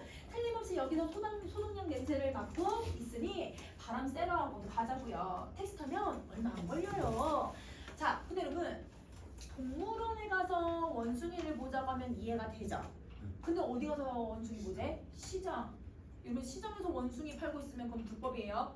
그러면 이거는 원숭이가 진짜 원숭이를 얘기하고 있는 게 아닌 거네. 그럼 이 원숭이는 우리가 알고 있는 동물이라고 생각하면 안 되는 거야. 그러면 이 원숭이는 여러분 무슨 상징적으로 봐야 된다? 내면으로 해석을 해야 되는 거야. 그럼 나는 빨리 어디 가자? 원숭이들 보러 가자. 즉 자아 탐색을 하러 가자. 이렇게 얘기를 한 거고. 자, 헤어날 활로를 찾은 사람처럼 나는 말을 했다. 그럼 여러분 내가 나오잖아. 이거 나오잖아. 헤어난다라는 건 어떤 부정적인 거에서 벗어나는 것을 얘기하잖아. 내가 얘들아 저 출발지에서 이걸 보러 간다는 건 결핍에서 벗어나길 원하는 사람인 거야. 자, 그래서 얼마 동안 집구석에 들어갈 못할 바에는 어디론가 갈 곳을 찾기는 찾아야 했던 것이었다. 아니 원숭이는 뭘 고리라도 깨먹을 거라면 몰라도 갸륵갸륵갸륵. 이건 연출가 김영이 망설이는 눈치였다. 자, 여러분 밑줄 그어져 있는 부분은 무조건 시험에 내겠다는 거죠. 문제 있다는 뜻이죠. 근데 이 문제 유형을 한번 보세요. 기역 밑줄, 니은 밑줄, 디귿 밑줄이거든. 그럼 이거는 무조건 뭘 찾는 문제야 얘들아? 문맥상의 의미를 찾는 문제지. 그러면 문맥상의 의미는 이 부분만 보고 문제를 해결할 수 있어 없어? 이걸 보는 거야. 그러면 자 여기 있는 연출가 김영은 여러분 망설인다고 이미 뒤에서 나왔어요. 그리고 또 원숭이는 무슨 원숭이야? 원숭이 대가리를 깨먹는 거 아니면 여러분 안 가겠다는 뜻이잖아요. 그러면 아까 얘들아 원숭이를 구경 나가는 건 여러분 뭐 하는 거라고? 자아 탐색이라고 했지. 연출가 김영은 자아 탐색을 하겠다 안 하겠다? 안 하겠다는 뜻이기도 해. 그래서 여러분 이걸 이제 앞에 나왔던 개념이랑 여러분 보기에서 제시하고 있는 내용으로 해석하시면 되는 거예요. 자, 원숭이는 꼭 보자는 게 아니지. 이를테면 건달세계의 명분이랄까? 그럼 여러분 모호하다고 생각하지만 이거 누가 얘기했냐면 나도 따라서 빙긋이 웃어 보였다고 했지. 내가 얘기를 하고 있는데 나는 원숭이 구경 가고 싶죠? 뭐 하고 싶은 거예요? 자아 탐색을 하고 싶은 거죠. 자아 탐색에 뭘 찾고 싶은 거예요? 명분을 찾고 싶다고 해석하시면 돼요.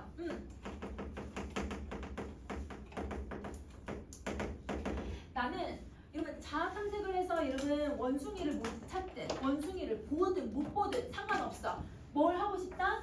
내가 탐색하는 거에 대한 명분은 찾고 싶다. 이렇게 얘기를 하고 있는 거야. 자, 그래서 나는 그가 왜 망설이는지 까닭을 어렴풋이 느꼈다.